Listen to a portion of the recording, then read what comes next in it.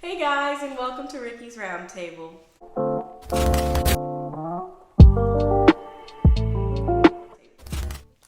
Today I have two of my friends here, and we'll be talking about all things mental health. But first, we're going to start off by introducing ourselves. My name is Ricki Wheeler. I am 23 years old, and I am a first-year graduate student at the University of Georgia, pursuing my master's and specialist in school counseling.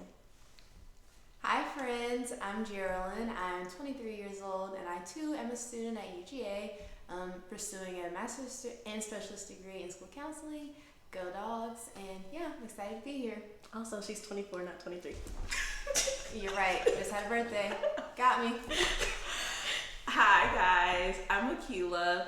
I will probably be 23 by the time this video gets out because my birthday is coming up, but I am from Georgetown, South Carolina, but I'm in the same program as Ricki and Jerry, so I'm currently in Athens, and I am excited to be here with you guys today.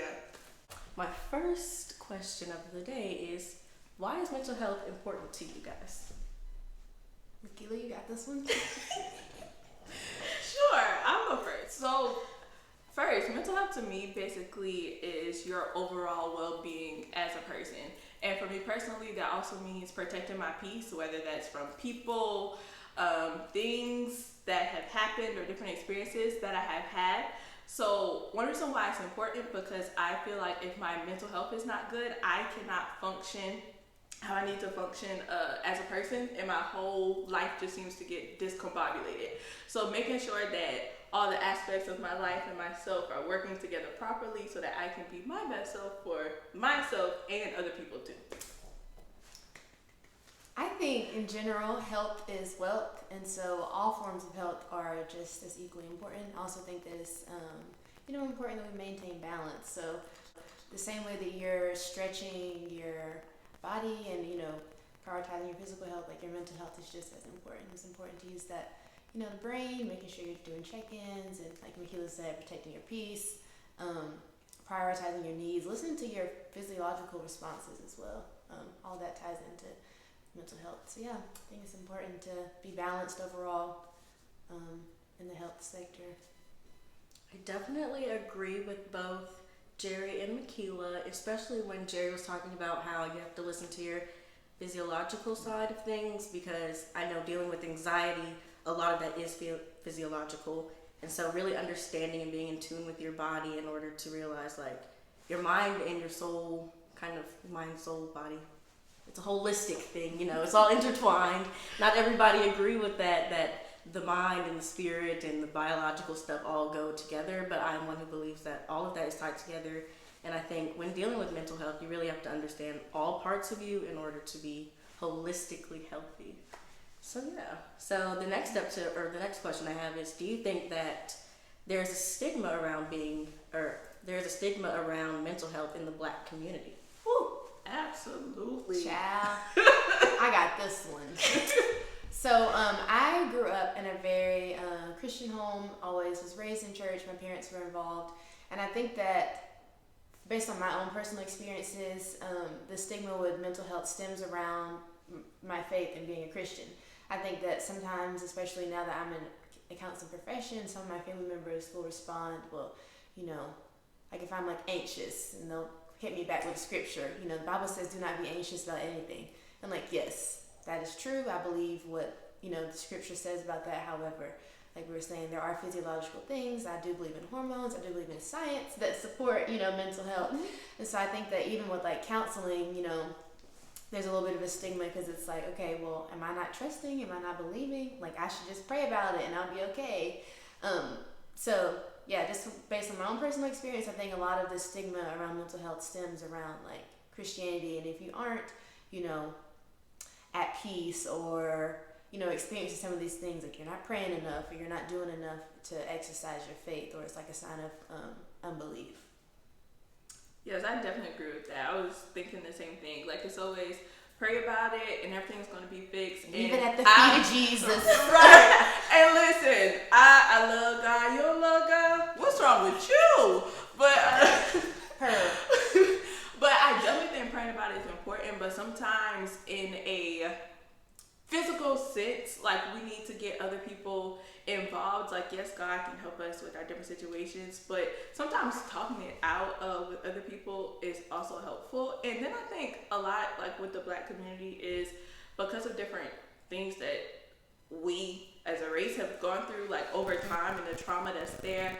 It's like, can Black people really have mental health problems? And they think that, you know, most of the time nothing's wrong with you. Like, so there's definitely a big stigma in the Black community, and I think the shackles need to be released. And I think this time, and I think honestly, recently with COVID and everything, that a lot of people have started taking mental health seriously. So hopefully we are moving forward in that aspect of mental health. you know, I think it's interesting, like, if you break a bone, right, in the Black community, your grandma gonna be the first to tell you, baby, you gotta go to the doctor. Yeah. And it's like, well, my heart is broke. Like, it's the same thing, you know? So, like, while it's not the same thing, it should be looked at in a sense of, like, you know, you break a bone, you go see the medical doctor. You, mental wounds should be yes, treated the same as mental wounds. physical wounds. Thank you, Ricki. No, this also just talking to my mind. I think a part of it is also because they feel like nobody needs to know what's going on with them or in their business. Like, I'm good, you don't need to know what's going on in this, like what happens in this house stays in this house type thing. And so they don't want other people to also judge them. So like the things that they've been through, like, oh, okay, like, yeah, no. So I think that's another reason why they tend to sometimes hold back and not believe in mental health and the whole aspect of counseling. I think as a people, like, Black people have endured, you know, some tough times as a whole. And I think that there's this idea around, like, you know, we're tough, we're strong, we're so resilient, and I think all those things are true. However, seeking out help from, or seeking out mental health assistance isn't a sign of weakness. It's actually a sign of strength. Yeah. So I feel like once we can change the narrative there as well, we'll be going some places. So I want to ask, on top of that, we talked about the Black community, but do you feel as though being females in the Black community adds an extra layer on top of that? Or do you think it's easier for us to access mental health as females, like as regard to, or in comparison to males? I will say that just females in general, and this is just my assumption, this may not be true, but I think that females tend to be more open to counseling than males. But being a Black female, I think also makes it harder. You're Black and you're a female. Everybody knows that Black females get looked at as bottom of the barrel. Well, really? Honey. Top tier. Honey. Not one of them. Top 2 and not 2. Period. But, no, I forgot what I was going to say. Dang, that was such a good transition.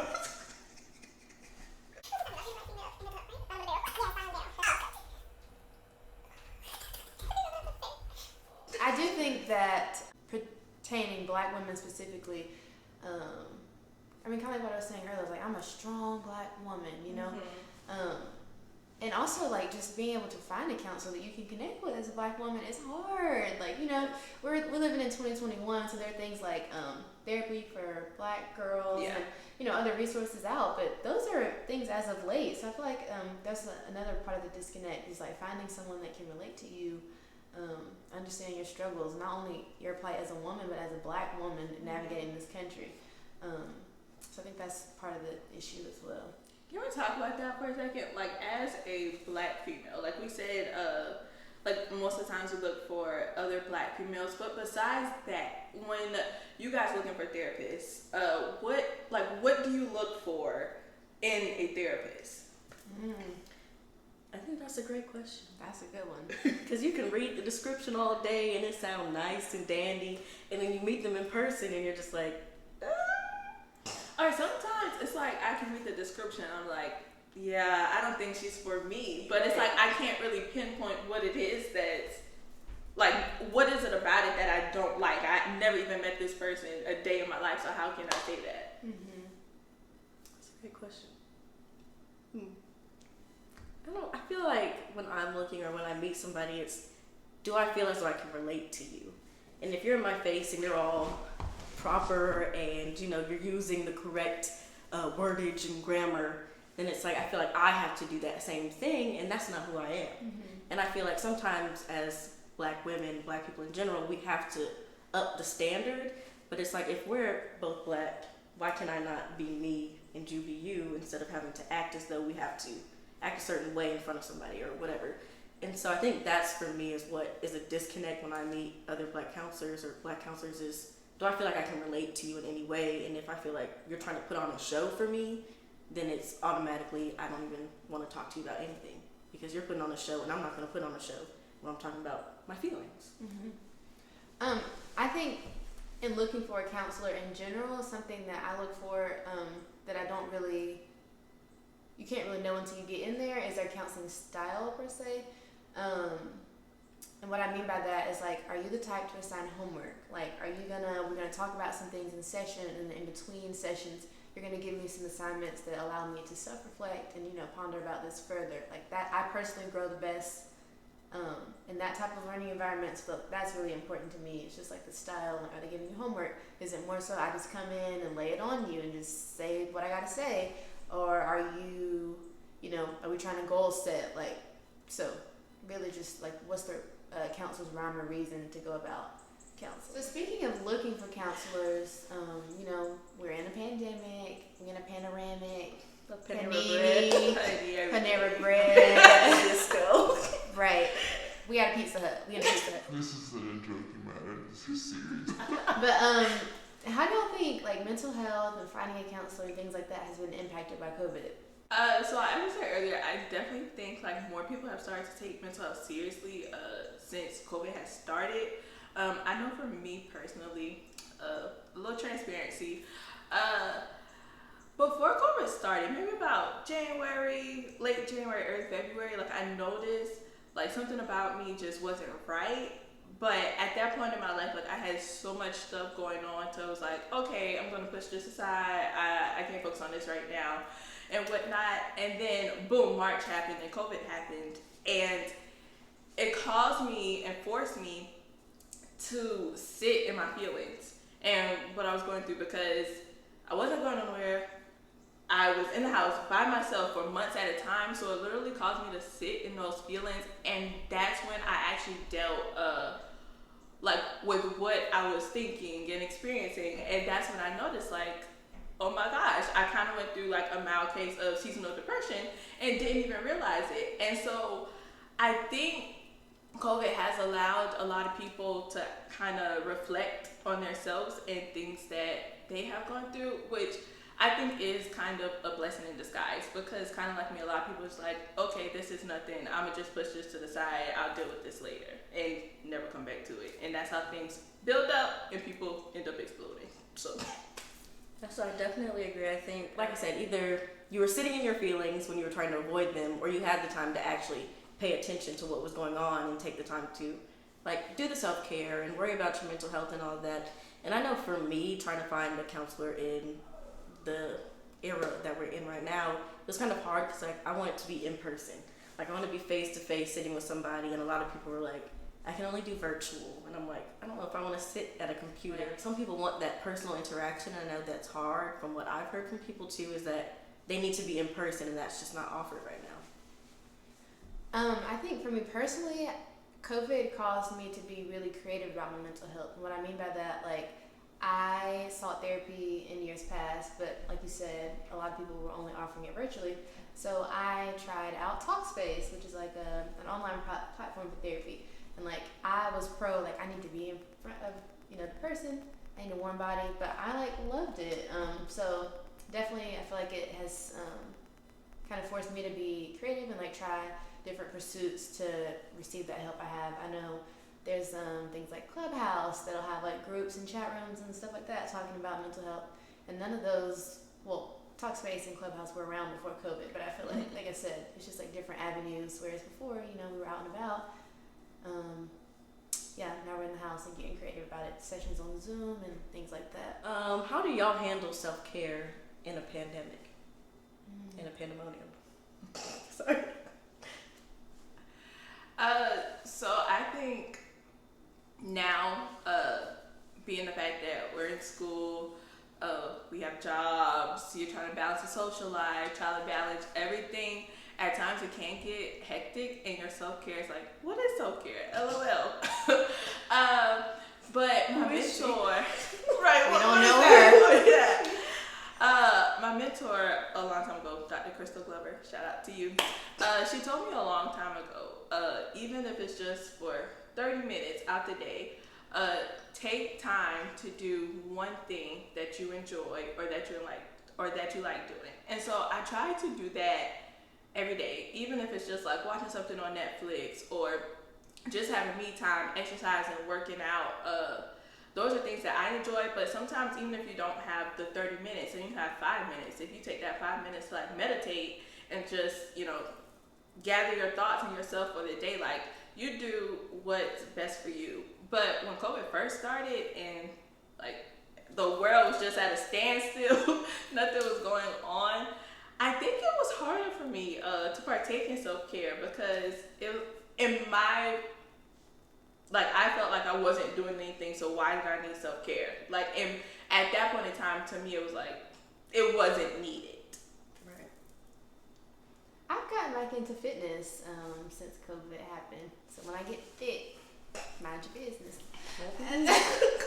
No, I'm just kidding. But I have gotten into fitness. I played a lot of sports and stuff in high school, but in college, just fell off.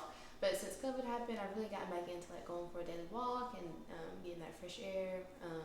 Even doing a little bit of running. So in that regard, I'm happy that I've had that space because if COVID would have never happened, I would have still been on the couch binging TV. So Yeah, I definitely think when COVID hit, it was kind of hard for me because a lot of my self-care was, I'm going to go walk around Target.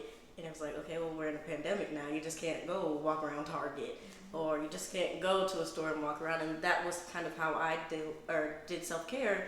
And it was kind of like, well, what am I going to do now? And so I did spend a lot of time outside. I went on walks. I did try to do some exercise, but that quickly came to an end when I realized that was not for me. Listen, I'm telling you, it works. It works, but it was not for me. get them endorphins going. But yeah, I think I had to get creative with it. I think I started to dive into my creative side of things. By TikTok? TikTok was definitely a self-care, but that was more so just for pleasure. Also, don't call me up. But yeah, and I think it's also important to state when we talk about self-care is not a lot of people know what self-care is. We had a research project last semester and I did mine with teachers in self-care, and I had a lot of teachers say, well, what do you mean by self-care? And they were able to state things that they do that bring them joy, but they couldn't equate that to this is my self-care. And so it was interesting to me to realize not everybody knows what self-care is or that they're even partaking in self-care. So how would y'all define self-care? I think self-care is a combination of two things. I think it's both a reset button and it's the balance button on the scale. And so what I mean by that is, when you have school, work, all these other things that you have to do, life can get crazy, right? And you're not balancing or prioritizing your needs. You're not prioritizing your sleep. You're not prioritizing eating on time and as much as you're supposed to. Having those moments of stillness, moments to meditate. So in the pressing the balance button, I feel like self-care is just tipping the scale, back to make sure that you're keeping, things at equilibrium. This, work is good, play is good, but it's good to have a balance between the two. In another sense, it's like a reset button. For instance, at the end of the day, you had a long day, you prop your feet up, you take a hot bubble bath. It's just like a reset, it gives you an opportunity to start fresh, recenter, ground yourself.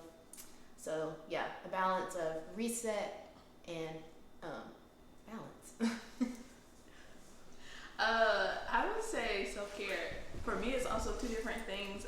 Something that one makes you happy and something that kind of makes you forget about everything that you have to do and that you need to do. So just kind of a mind relaxation, for however much time I don't have to worry about work or what I need to do at home or my responsibilities. I can just enjoy time with myself in whatever aspect that may be for whoever.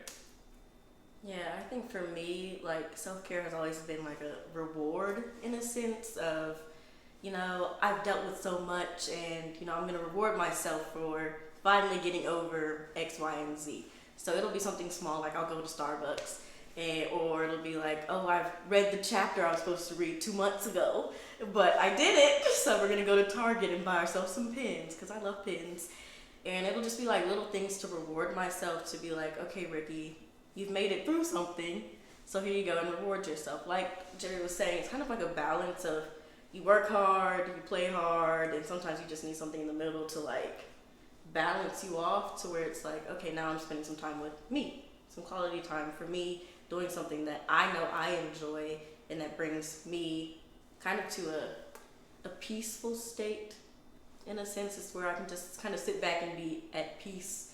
Because I think some people equate like partying as their self-care, but for me that's a job in and of itself. Like you're still up there, you're up here on one scale, and then partying, you're up here on another. You're still exerting so much energy, and I think self-care is just a time for you to like relax and just kind of recharge yourself in a sense. So yeah. Something that you said, Ricki, really stuck out to me when you said that like I read this book, so I deserve to take self-care. And I feel like that's been something that I've really been trying to unlearn, that I have to earn my self-care. Yes, because true. it's not like like you deserve, I'm here to tell you, you don't have to earn your self-care. Like I don't know where, maybe it's because we live in this capitalistic society, but like I don't have to read, right? Like I don't have to check off all these million things on my to-do list to earn 30 minutes of silence to myself, So I'm not there yet, but I'm definitely working on unlearning that. Like take that time, you need it. Like, and I think mental health is also in a whole a sense of unlearning what society teaches you. Speaking of unlearn, there is a book called Unlearn. I will tag it down below.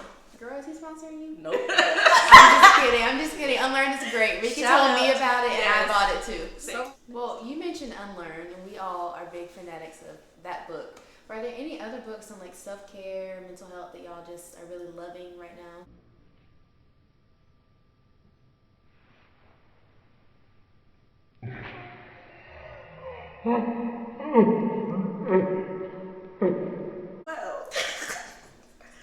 Well, there was a tweet on Twitter the other day that said my 11-year-old self would be disappointed in my reading habit, aka it was talking about me. So I am trying to get back in reading. So when I have some good books for y'all, I'll let Ricki know so she can do a video. Maybe that's gonna be a video we do. We review mental health books. Cause I ain't got none either. I was trying to see what they had for me to read. A little bit of like why you're doing this. Yeah. Ricki's Roundtable came about. I actually had the idea of a self-love series years ago. Mental health is a large passion of mine, as y'all know, because about almost 6 years now, I went through my own depressive state, lost a cousin to suicide, and it just kind of sparked something in me to realize like mental health there needs to be more awareness around mental health. Not everybody understands what that means. Not everybody understands what mental illness means. Like I said, we don't know what self-care is, things like that. And I kind of felt like something needed to happen. But when I came up with the self-love series, clearly I did not go through with that. But here we are, and I still feel like mental health needs to be talked about more, especially in the Black community or in every community. But when I have conversations with friends or people outside of our program, it's just like, well, mental health is, yeah, whatever. But like I said, it'll be like I just get over it, it's fine. And I just feel like that's a very traumatic way of dealing with things. When we deal with trauma, you just can't get over things. You don't just get over it. You have to work through it intentionally. And so I think bringing this channel, Ricki's Roundtable, where we talk about mental health and we plan to talk about many different topics surrounding mental health, will hopefully bring awareness to people who would otherwise not have that kind of outlet to talk about it. Well, guys, I want to say thank you for tuning in to Ricki's Roundtable. I want to say thank you to our special guests, Makila and Jerry. And Find my handles below. No, you won't. If you want to be on Ricky's Roundtable, hit me up in the comments, the DMs, whatever. We'll find a spot for you.